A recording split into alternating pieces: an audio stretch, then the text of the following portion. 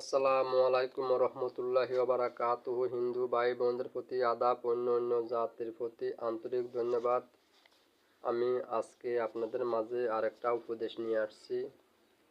সেই উপদেশটা হচ্ছে আপনাদের এখানে বলা হচ্ছে যে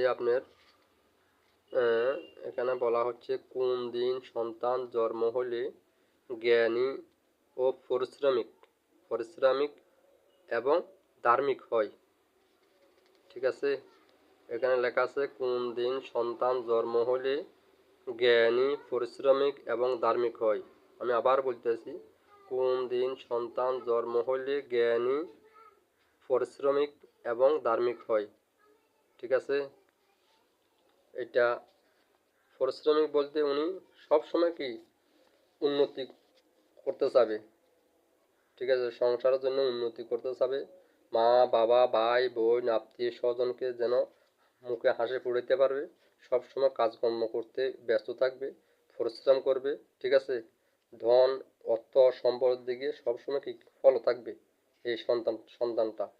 ঠিক আছে, পরিশ্রমিক হবে এবং ধার্মিক হবে। ধার্মিক এবং উনি পরিশ্রম করবে। ঠিক আছে, উনি যে ধর্মে হোক না কেন উনি ধর্মের প্রতি অত্যন্ত মনোযোগী হবে, ধর্মকে অত্যন্ত ভালোবাসবে, মায়া মহব্বত করবে ধর্মকে। যে ধর্মই হোক, হিন্দু হলে হিন্দু ধর্মকে ভালোবাসবে, মুসলমান হলে মুসলমান ধর্মকে ভালোবাসবে, আপনার বুদ্ধিস্ট হলে বুদ্ধিস্ট ধর্মকে ভালোবাসবে, খ্রিস্টান হলে খ্রিস্টান ধর্মকে ভালোবাসবে। যে ধর্ম হোক না কেন উনি ধার্মিক হবে। ঠিক আছে, আর এবং পরিশ্রমিক হবে।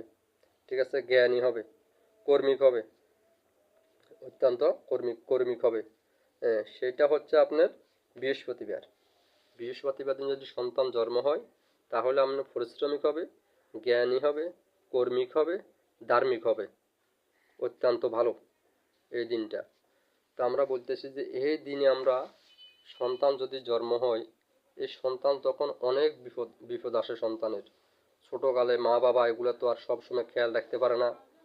কোনো সময় দেখা যাচ্ছে কারো সন্তান পুকুরে পড়ে গেছে, মারা গেছে।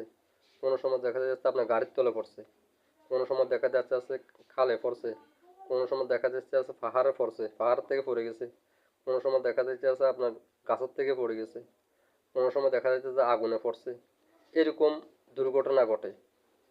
ঠিক আছে, ছোট ছোট বাচ্চাগুলোর।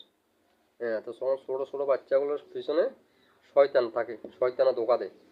ঠিক আছে, তো এদের ক্ষেত্রে আমরা এই শয়তানকে কি করতে হবে, কি কি ব্যবহার করতে হবে এই সন্তানকে। এই সন্তানকে আপনি দিবেন কি